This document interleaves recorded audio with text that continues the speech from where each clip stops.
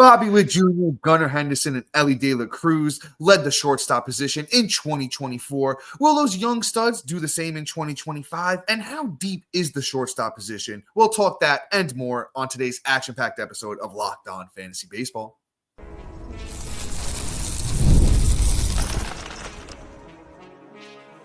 You are Locked On Fantasy Baseball, your daily fantasy baseball podcast. Part of the Locked On Podcast Network, your team every day.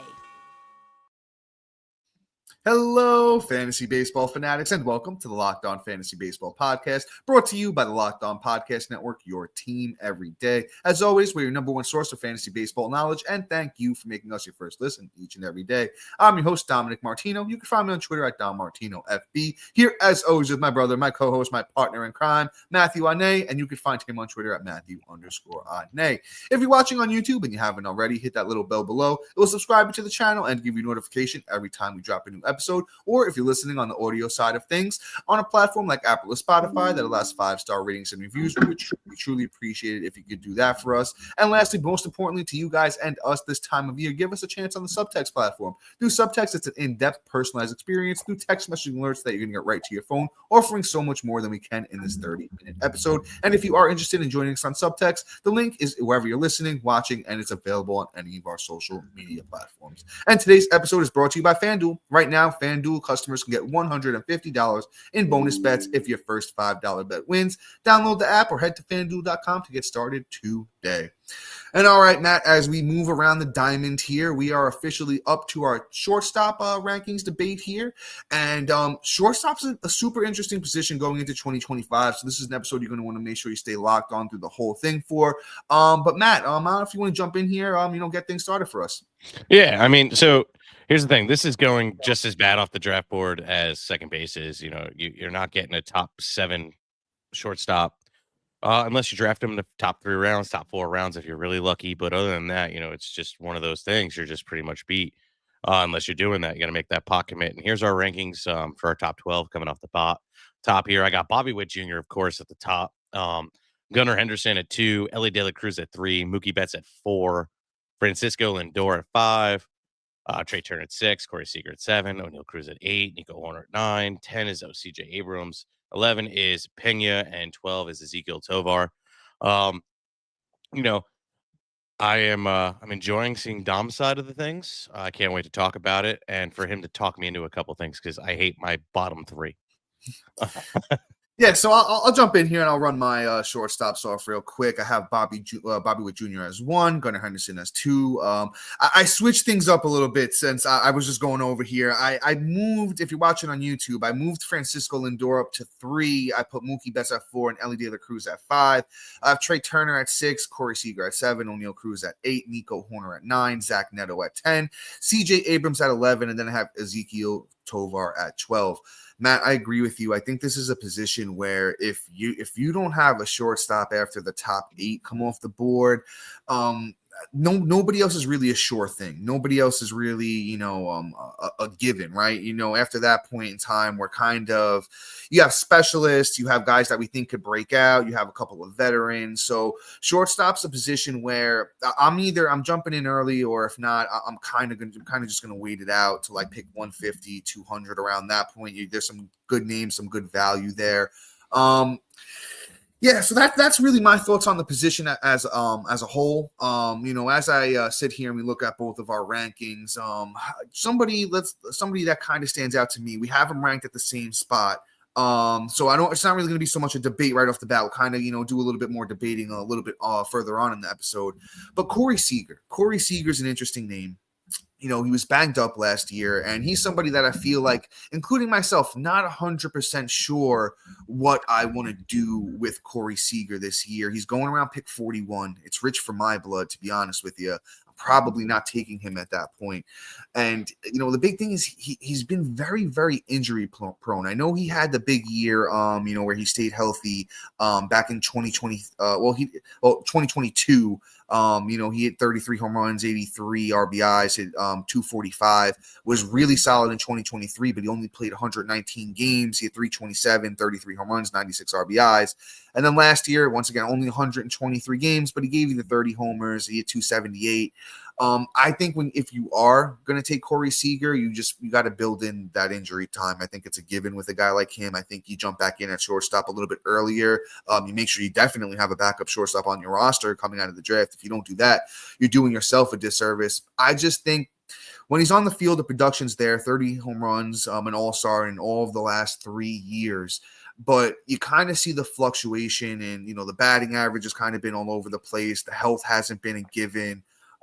So like I said, if he's somebody that you do want to take, or if you have him in like a keeper league where you say maybe you keep 7-8 guys, something like that, invest again in shortstop. And then even then, I would say if he's rocking and rolling early in the season, you get 50 games out of him, put him on the trade market. That's my thoughts on Corey Seager. Just somebody I feel like there's a bit of a question mark surrounding him going into 2025. Yeah, I mean, it's kind of like based off of why I have him ranked where I have him ranked. It's not really just an indictment on the talent, but it's more of, well, actually, no, I'm sorry. It's not because of the injury history. It's more of because of the talent, what he can do when he's actually healthy. He won you weeks last year. And that's the biggest thing. But yeah, he gets hurt at all the wrong times. When you need him in the beginning of the season, when you need him in the middle, at the end of the season, because he missed all pretty much, September. So it's like, it's really rough, but like when he's healthy, he's awesome. And the problem is though, he's going and getting, like injuries that are pretty much like soft tissue, or this last one is a hernia. And that's what scares you, right? Like, whether it's football, baseball, basketball, anything, right? Soft tissue issues linger and continue to happen. And once they happen, they don't just go away, right? Unless they make a completely life altering thing and you only see it once. We've seen it in the last couple of years, which tells you that he's going to go down. It's not a matter of if, it's a matter of when. It's more of God, God, I pray that he can do a whole season, but I don't think it's likely. So that's why he's at 7. If he could stay a whole season healthy, he'd be right behind Mookie Betts for me, because the power and absolutely everything else is unbelievable. He's one of the best shortstops. I won't say the best, one of the best shortstops when healthy.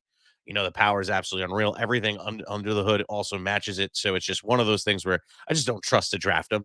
But he's kind of like the one that's the last of the Mohegans, because it's really just rather of, okay, would you rather have Corey Seager or the possible upside we've been waiting for the last 5 years for O'Neal Cruz, and not 5, but 3, of is he actually going to do it this year? And that's the biggest issue. And I'd rather take my bet on Corey Seager at that point. And if not, then I'm waiting much later.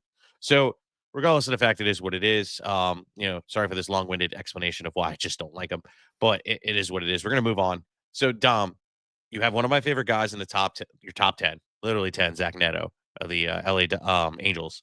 And I haven't had the cojones to go and put him in my top 12.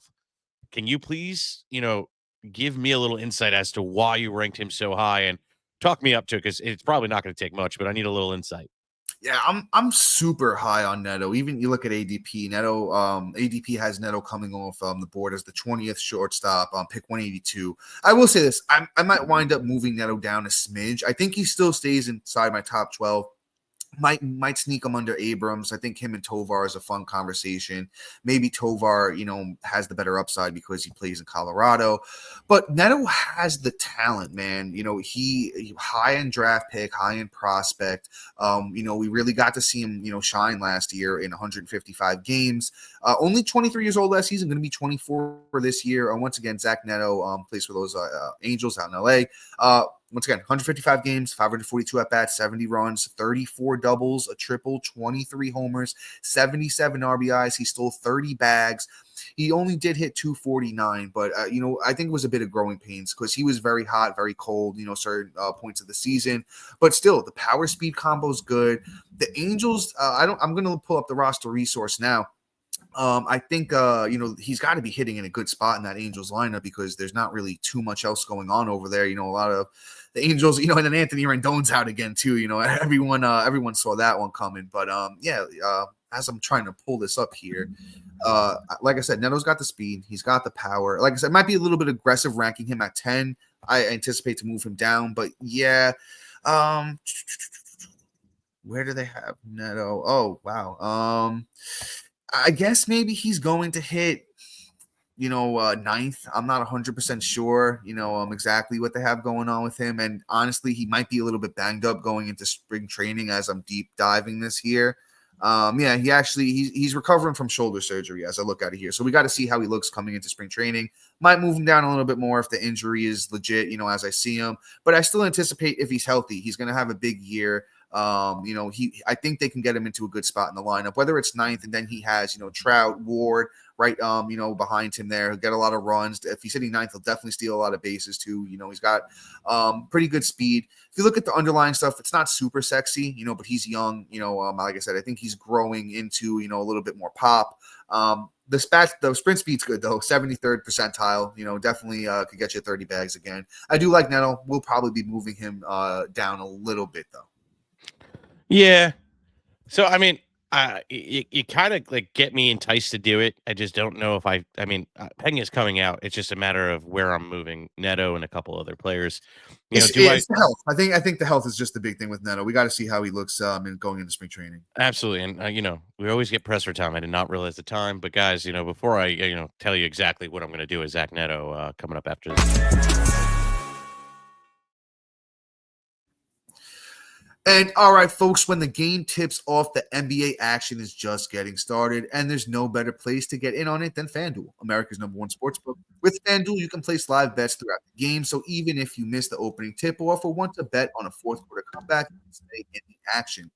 If you're looking for a bigger payout, you can even combine your live bets into a same-game parlay. I love using FanDuel's live betting feature because it keeps every moment of the game exciting, whether I'm backing my team for a late-game rally or picking up a player to hit a clutch three.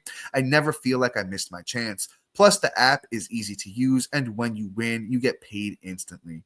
And guys, I've been talking about it. The NBA has been a little bit crazy and everything with the trades of late. Got to rock with Luka Doncic and them Lakers, man. He's just getting started. I know he didn't have the best first game, but you know what? That triple doubles are coming soon. I like LaMelo Ball. LaMelo Ball, got snubbed from the All-Star game, didn't get named as a replacement. I think he's hungry. He's going to go out there and have some big games lately. So, right now, new customers can once again get $150 in bonus bets if your first $5 bet wins. Just visit FanDuel.com to join today. That's FanDuel.com for your shot at $150 in bonus bets. Make every moment more with FanDuel, the official sports betting partner of the NBA.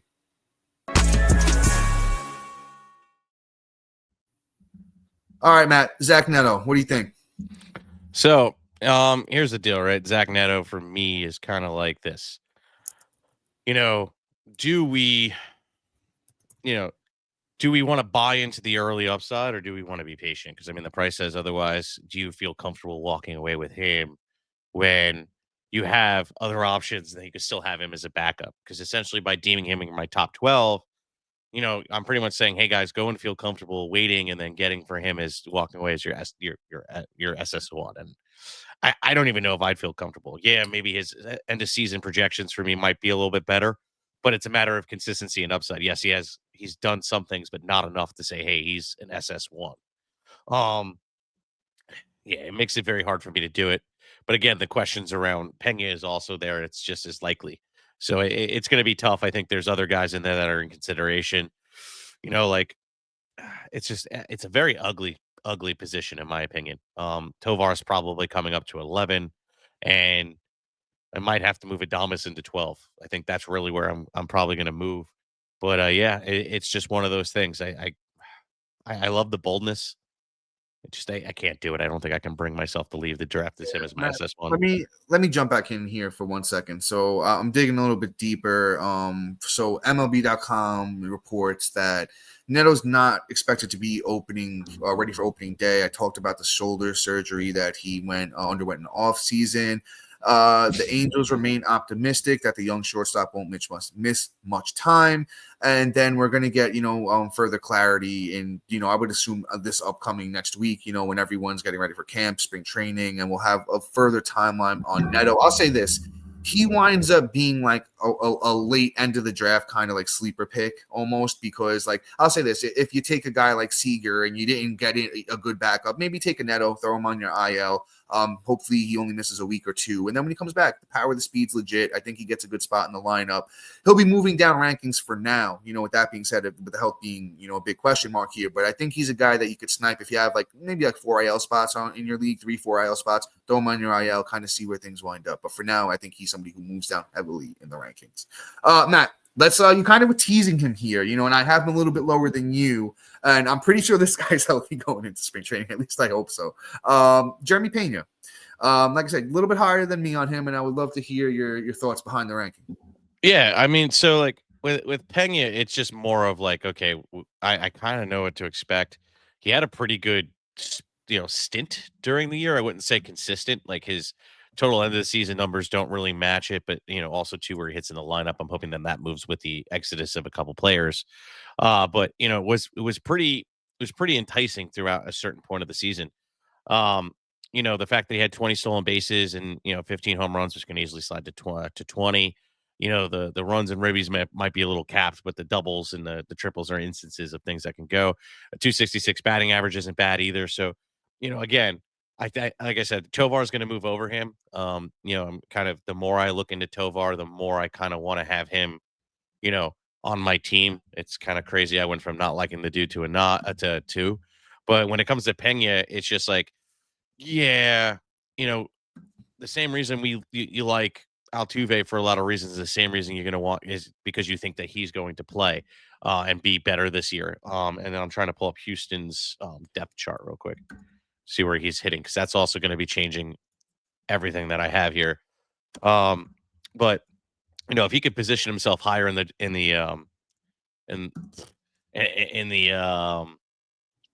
spit it out, the Lineup. Thank you, because I'm a little out of it today. It can definitely prime, because I think he can definitely benefit from that. And right now he hasn't. If this page will ever load, they have him hitting still sixth, which isn't atrocious. He has Yanni Diaz, Christian Walker hitting right in front of him.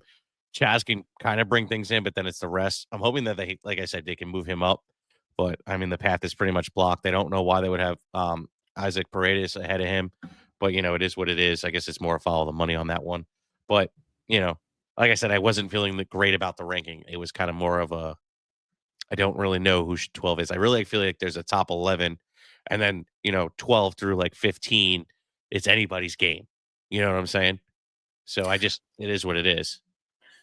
I agree with you. You know what the funny thing is, Matt, and you could totally attest this. You were a Kyle Tucker owner, and I think still are.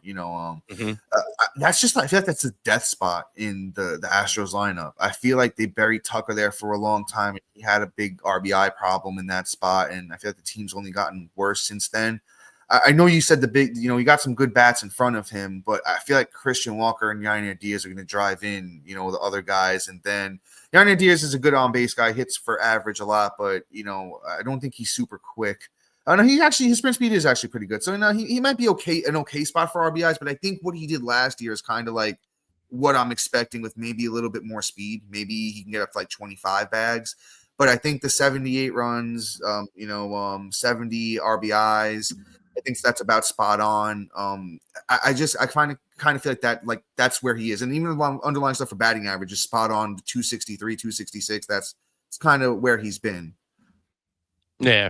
And again, like I said, it's just one of those things. Okay, I don't even like Adames. Adames was on our bus show.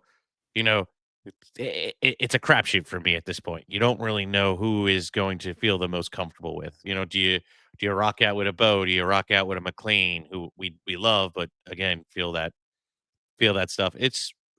It's very, very topsy-turvy once you get to 12. I feel like you honestly have to go and grab one earlier in this year than any other year, because otherwise you're pretty much done in that position. And if you don't have a shortstop, you better have a second baseman.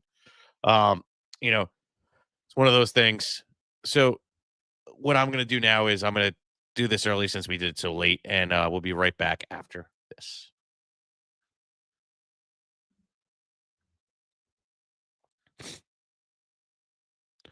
So right now it looks like Dom took a step out real quick, had to, is what it is. We're going to move on. So I was talking about how much I liked him. That's Ezekiel Tovar.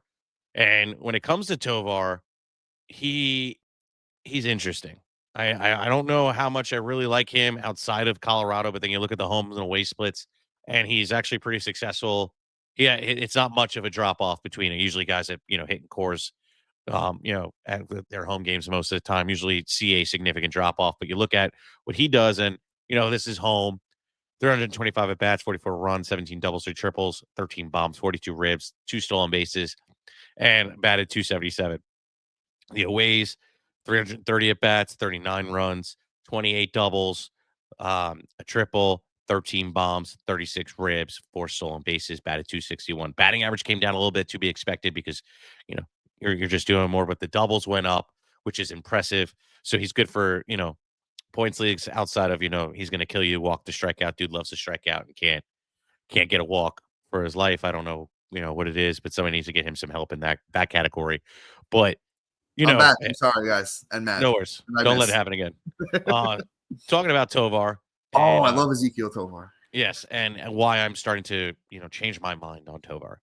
And I like that. I like to hear that. The 26 home runs I'm impressed with. I'm also looking at what he's done in his past, and you see that the power could possibly be there, because you look at what he's accomplished in short stints to the minors and how it's kind of progressed.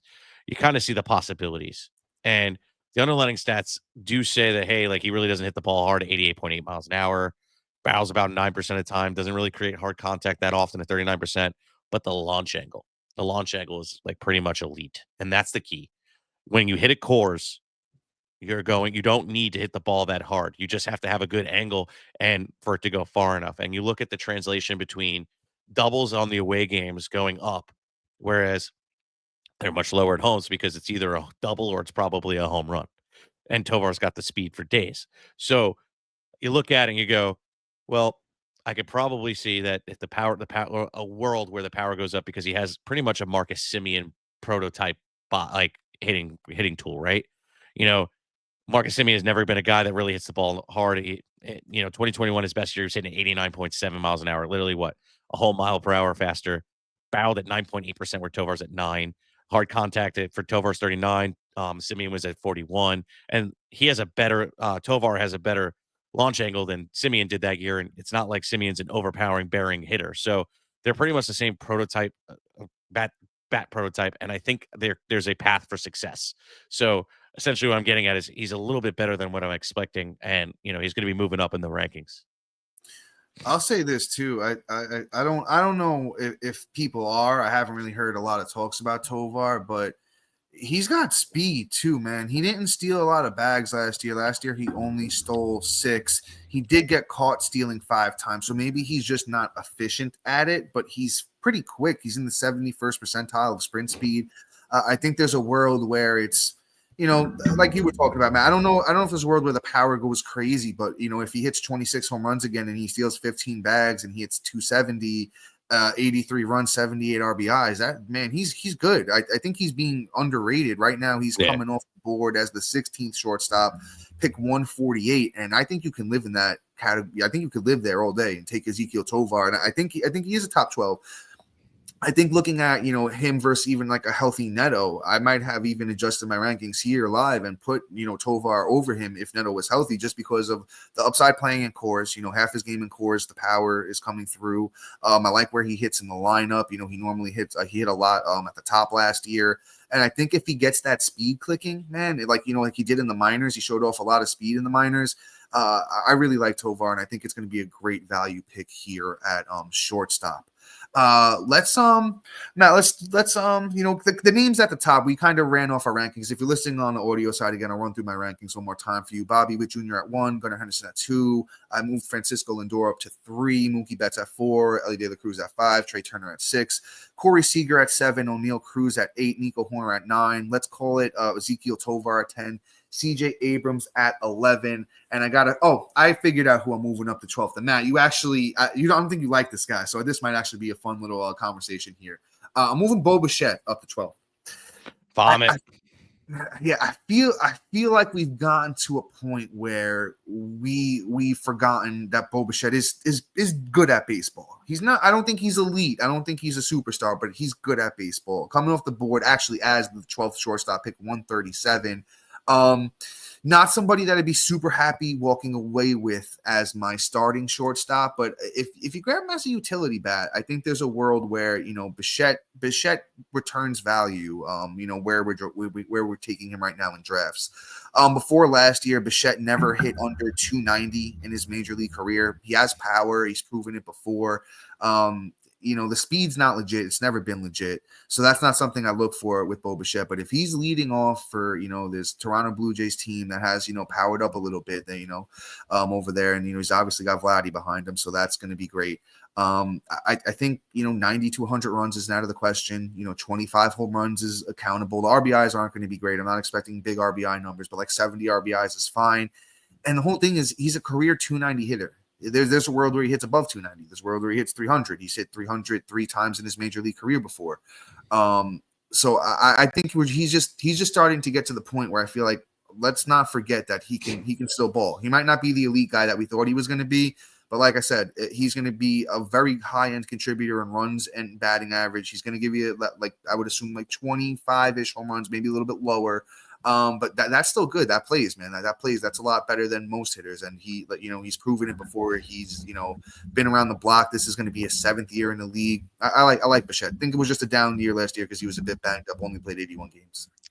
So, I mean, before going into last season, I was calling him a bust.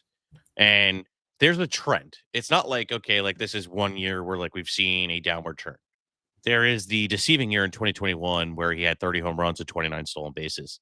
29 home runs and 25 stolen bases. Then the next year he follows it up with 24 and 13. Then 2023, he had 20 and 5. Now, yes, he did get hurt, but the pace was even ugly. If you were to double it and literally give him double the amount of at-bats, which would be 672, which he would never hit. But I'm sorry, not 672, 622. You double it. He was on an 8 home run pace and maybe in a 10 stolen base season. But and he the batting was average. Yeah, but even so, okay, let's say it improves. Let's give him 15. Okay, he's gone down 5 each year, and it just hasn't been good. Everything under the hood the year before says, okay, he does have power, he does have slug. It's just not translating. What is really going on with him? I really don't know. It may not be anything physical or anything that advanced stats can really just say, but I just don't trust the kid at this point. I won't walk away with him as my SS1, and you can call me crazy for it, but I don't think that's crazy at all. I think that's reasonable in a world where shortstop is kind of thin this year.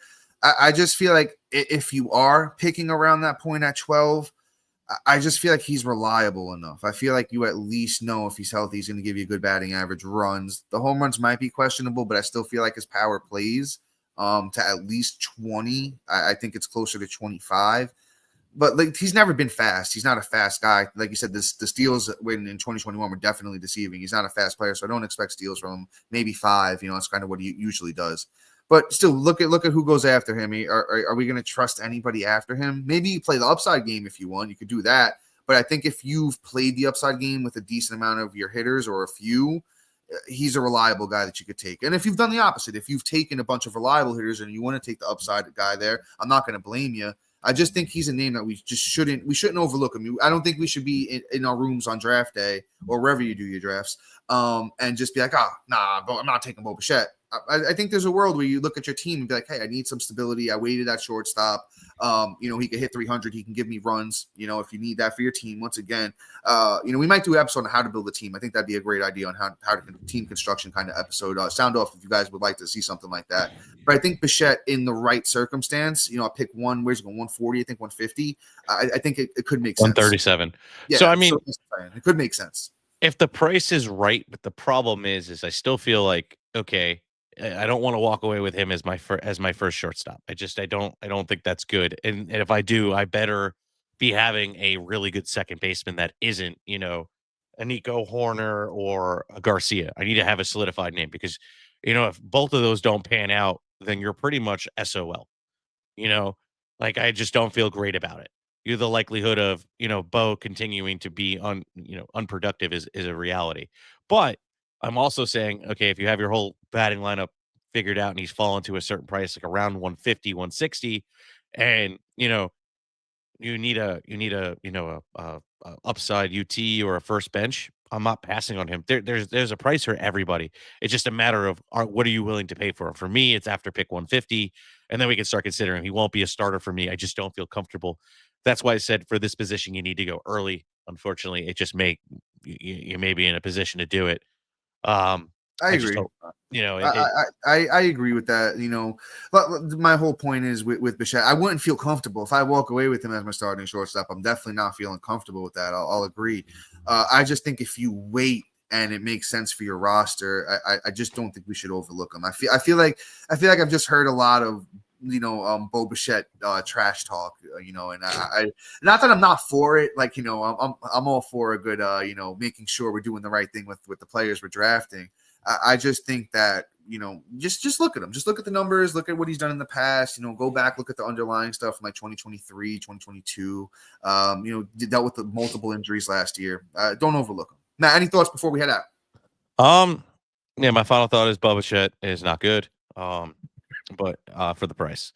But that's really it. This position is just an ugly one, unfortunately, and we all just pretty much just have to kind of suffer through and try and make sure you get somebody at the position early. Invest early. Yeah. So with that being said, guys, please like, subscribe, comment, rate, review, do everything you can to share this show because you're not good unless you're sharing information with your friends and then you're still kicking their butt. If you're not and you're just taking advantage, then you're not as good as you think you are, and you're not going to be able to step up into the bigs.